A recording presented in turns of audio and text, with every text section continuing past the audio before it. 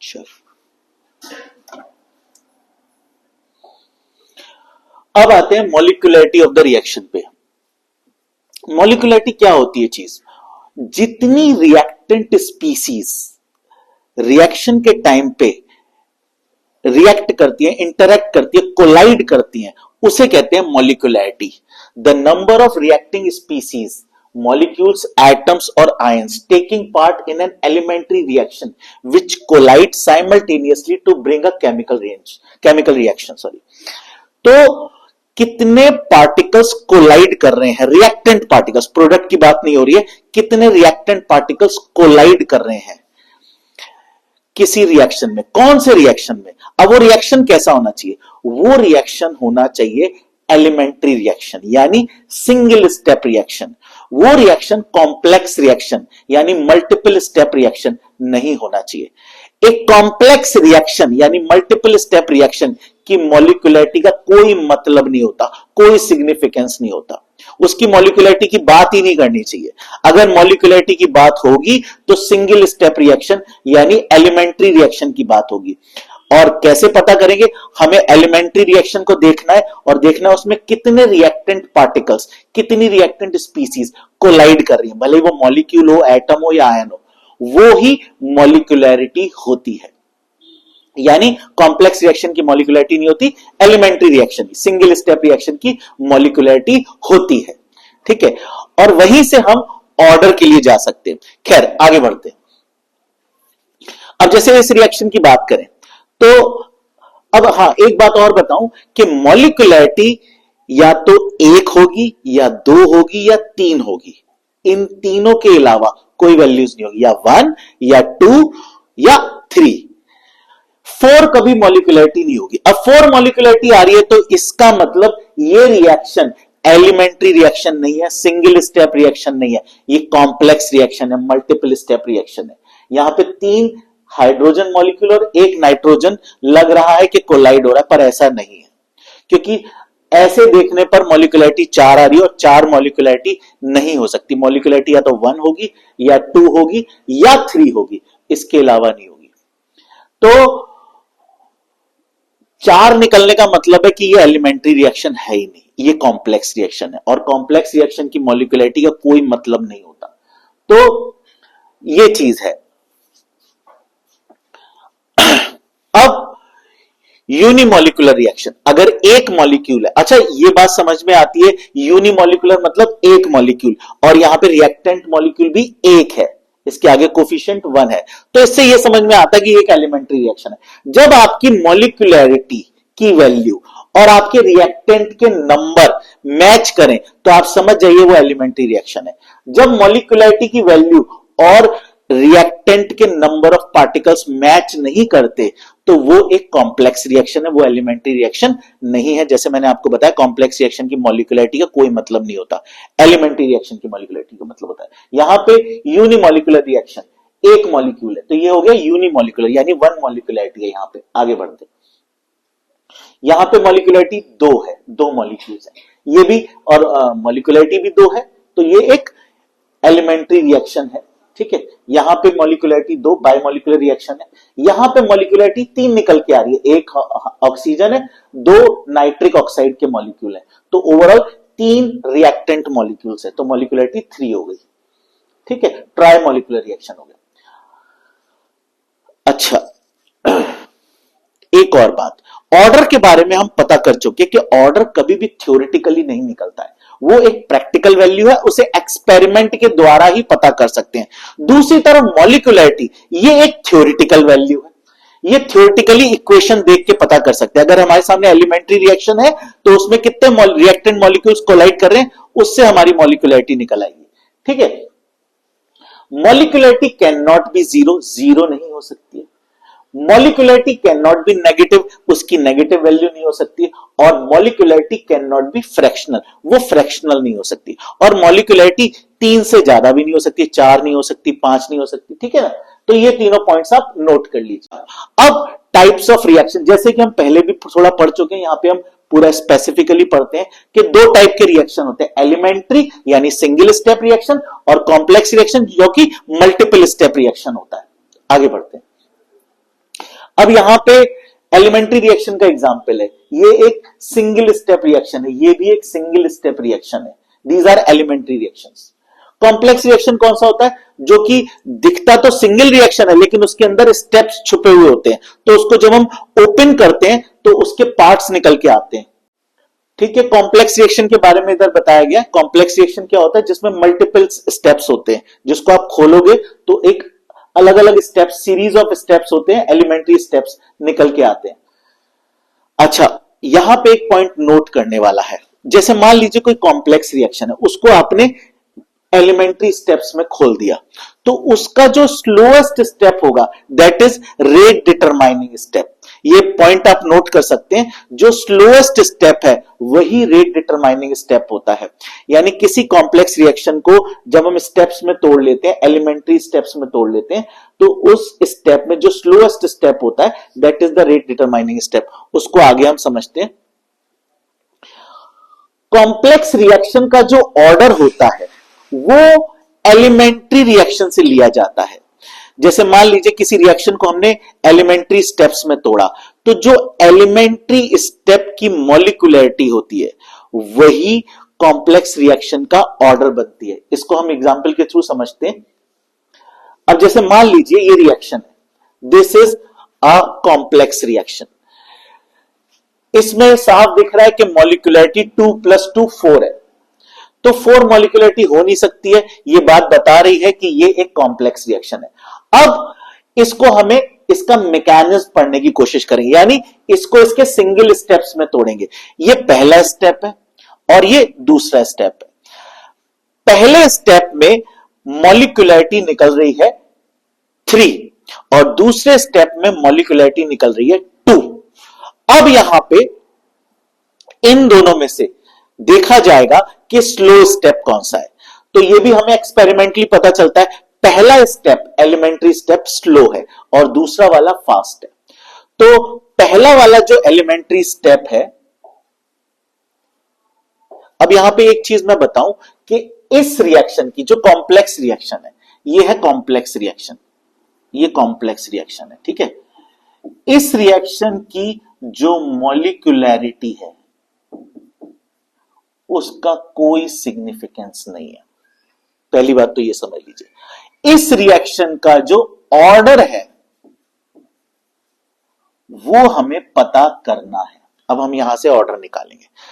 अब यहां पे आएंगे तो ये जो दो एलिमेंट्री, इस रिएक्शन को, इस कॉम्प्लेक्स रिएक्शन को हमने इसके एलिमेंट्री स्टेप्स में तोड़ा। ये बहुत समझने वाली, ध्यान से समझने वाली चीज है, गौर करिएगा। इस कॉम्प्लेक्स रिएक्शन को हमने स्टेप्स में तोड़ा। पहले स्टेप में 2 नाइट्रिक ऑक्साइड के मॉलिक्यूल हाइड्रोजन के एक मॉलिक्यूल से रिएक्ट करें। यहां पे हमें दिख रहा है कि ओवरऑल हाइड्रोजन के 2 मॉलिक्यूल है, लेकिन पहले स्टेप में 2 नाइट्रिक ऑक्साइड के मॉलिक्यूल ने हाइड्रोजन के एक ही मॉलिक्यूल से रिएक्ट करा, कोलिजन करा। तो ये पहला स्टेप है। ठीक है, इसमें नाइट्रोजन बनी और हाइड्रोजन पर ऑक्साइड बना। दूसरे स्टेप में हाइड्रोजन पर ऑक्साइड ने हाइड्रोजन के दूसरे मॉलिक्यूल के साथ इंटरेक्ट करा, तब जाके वाटर मॉलिक्यूल बना। इन दोनों रिएक्शंस को जब ऐड करा तो ऊपर वाला ये कॉम्प्लेक्स रिएक्शन हमें मिल गया। तो ये हमें पता चल गया कि हाइड्रोजन के दोनों मॉलिक्यूल्स एक साथ कोलाइड नहीं करे, ये एक एक करके करे, पहले स्टेप में एक और दूसरे स्टेप में एक। तो ये इस तरह से मैकेनिज्म जो हमने इस रिएक्शन का शो करा है, ये हो गए एलिमेंट्री स्टेप्स या सिंगल स्टेप्स। अब पहले वाले स्टेप की जो मॉलिक्यूलरिटी है, पहले वाले स्टेप की जो मॉलिक्यूलरिटी है वो है 3 और दूसरे वाले स्टेप की जो मॉलिक्यूलरिटी है वो है 2। अब इस कॉम्प्लेक्स रिएक्शन की मॉलिक्यूलरिटी का तो कोई मतलब नहीं है, लेकिन इस एलिमेंट्री स्टेप्स की मॉलिक्यूलरिटी हमारे को निकाली जा सकती है, हमने निकाली, इनका सिग्निफिकेंस है। अब कॉम्प्लेक्स रिएक्शन का हमें ऑर्डर निकालना है, तो हमें कैसे पता चलेगा? हमें देखना है इन दोनों रिएक्शन में स्लो स्टेप कौन सा है। तो स्लो स्टेप है ये वाला, इसकी जो मॉलिक्यूलरिटी होगी वही बन जाएगी ऑर्डर। यानी ऑर्डर कितना हो गया? 3। इस कॉम्प्लेक्स रिएक्शन का ऑर्डर और एलिमेंट्री स्टेप की मॉलिक्यूलरिटी, इन बातों का सिग्निफिकेंस है। ठीक है, हमें एलिमेंट्री स्टेप के ऑर्डर से मतलब नहीं है, कॉम्प्लेक्स रिएक्शन की मॉलिक्यूलरिटी से मतलब नहीं है। हमने एलिमेंट्री स्टेप्स की मॉलिक्यूलरिटी निकाली और जो स्लो स्टेप की मॉलिक्यूलरिटी है वही बनेगी ऑर्डर। यानी इस रिएक्शन में हमें दिख रहा है कि टोटल मॉलिक्यूल्स 4 हैं। ठीक है, तो हम इसकी मॉलिक्यूलरिटी को तो 4 कहेंगे ही नहीं, क्योंकि इसकी मॉलिक्यूलरिटी का कोई मतलब ही नहीं है। हमने मॉलिक्यूलरिटी निकाली एलिमेंट्री स्टेप्स की, जो इसके मैकेनिज्म से खुले, उसमें जो स्लो स्टेप की मॉलिक्यूलरिटी थी वो इस रिएक्शन का ऑर्डर बन गया, और इस रिएक्शन का ऑर्डर है 3। अब कोशिश करेंगे इसका रेट लॉ लिखने की। तो हम इसका जो स्लो स्टेप है वो उठाएंगे, उसके जो रिएक्टेंट्स है उनको रखेंगे रेट लॉ में, सिर्फ स्लो स्टेप के रिएक्टेंट्स। हम जो फास्ट स्टेप है उसके रिएक्टेंट्स को नहीं रखे। हमने देखो स्लो स्टेप में नाइट्रिक ऑक्साइड है, हमने नाइट्रिक ऑक्साइड को रखा है रेट लॉ में। स्लो स्टेप में हाइड्रोजन का एक मॉलिक्यूल है, हमने रखा है हाइड्रोजन को। स्लो स्टेप के जो कोफिशिएंट्स है, स्टोइकियोमेट्रिक कोफिशिएंट, जैसे नाइट्रिक ऑक्साइड का 2 है, तो इसका ऑर्डर हो गया 2। नाइट्रिक ऑक्साइड की रिस्पेक्ट में ऑर्डर क्या है 2। हाइड्रोजन का कोफिशिएंट क्या है 1, जो कि नहीं लिखा तो भी 1 है। तो आप देख सकते हैं इधर हाइड्रोजन का ऑर्डर क्या है 1, ओवरऑल ऑर्डर क्या है, दोनों पावर्स को ऐड कर दिया यानी 3।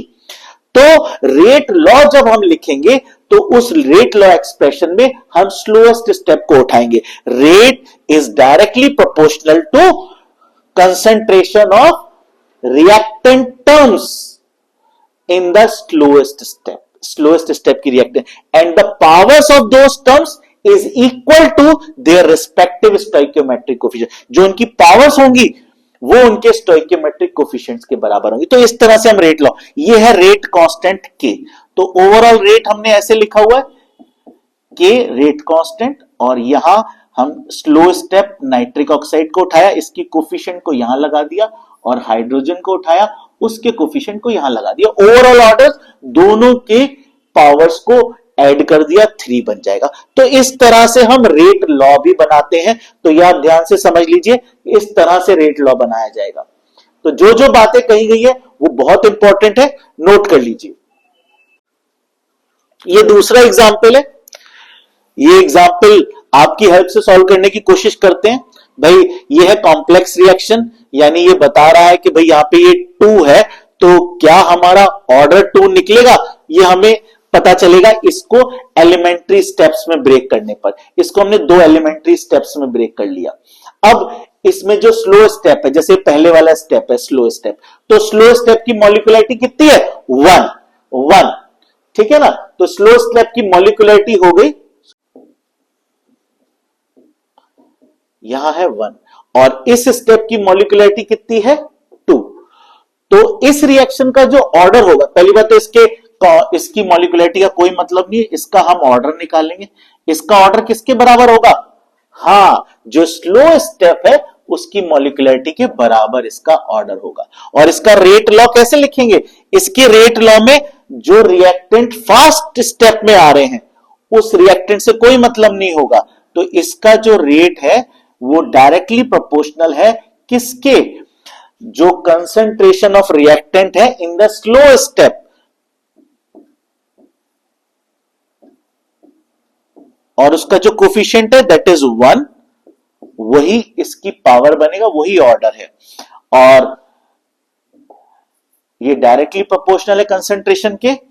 अगर हमें इसको बराबर करना है तो रेट कांस्टेंट के लगाना है, तो ये इसके बराबर हो जाएगा। ठीक है ना, आगे बढ़ते हैं। तो इस तरह से हम रेट लॉ भी निकाला जाएगा, वो स्लोएस्ट स्टेप की मदद से निकाला जाएगा। रेट लॉ में rate is directly proportional to, अब स्लो स्टेप उठाएंगे, स्लो स्टेप में जो कंसंट्रेशन टर्म है उसकी कंसंट्रेशन के डायरेक्टली प्रोपोर्शनल होगा, और कांस्टेंट के लगा देंगे।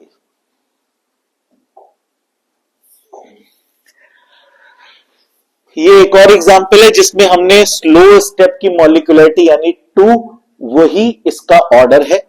ठीक है ना, आप अगर इसका रेट लॉ लिखेंगे तो उसमें NO2 की पावर 2 आ जाएगा। रेट इज डायरेक्ट, सॉरी पीछे पीछे पीछे,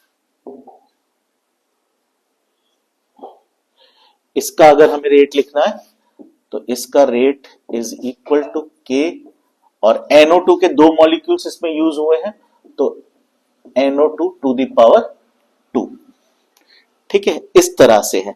यहां पे जैसे सेकंड स्टेप में CO है जो कि फास्ट स्टेप, और ओवरऑल रिएक्शन में भी CO आ रहा है, और यहां पे CO का जिक्र नहीं है, कार्बन मोनोऑक्साइड का बिल्कुल भी यहां पे नहीं दिखाया गया है। तो कारण यही है, हम सिर्फ स्लो स्टेप के रिएक्टेंट्स को लेते हैं रेट लॉ में, फास्ट स्टेप के रिएक्टेंट्स को नहीं लेते, और वो हमें कॉम्प्लेक्स रिएक्शन से भी नहीं पता चलते। तो इस रिएक्शन का ऑर्डर स्लो स्टेप की मॉलिक्यूलरिटी के बराबर है।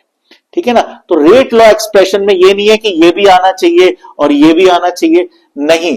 जो स्लो स्टेप में रिएक्टेंट्स है, सिर्फ उन्हीं रिएक्टेंट्स को हम रेट लॉ में लेते हैं। जो फास्ट स्टेप के रिएक्टेंट्स हैं वो रेट लॉ में है ही नहीं, मतलब अगर वो स्लो स्टेप में नहीं है तो वो रेट लॉ में नहीं आएंगे, यानी उनका कंट्रीब्यूशन रेट में नहीं है। रेट में उन्हीं रिएक्टेंट्स का कंट्रीब्यूशन है जो स्लो स्टेप में है, ये है। और जितने रिएक्टेंट टर्म्स हैं स्लो स्टेप के, वही उसकी मॉलिक्यूलरिटी है और वही ऑर्डर बनेगा। ठीक है, ये हमारा रेट है, आप देख सकते हैं। तो ये समझ गए होंगे। ये अगला एग्जाम्पल है, फिर से आप देख सकते हैं कि ये जो कॉम्प्लेक्स रिएक्शन है ये हमने दो स्टेप्स में तोड़ा है। यहां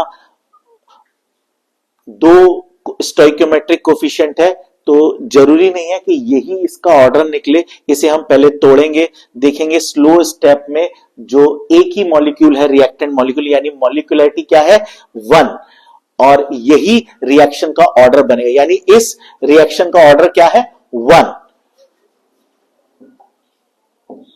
इस रिएक्शन का ऑर्डर क्या है 1।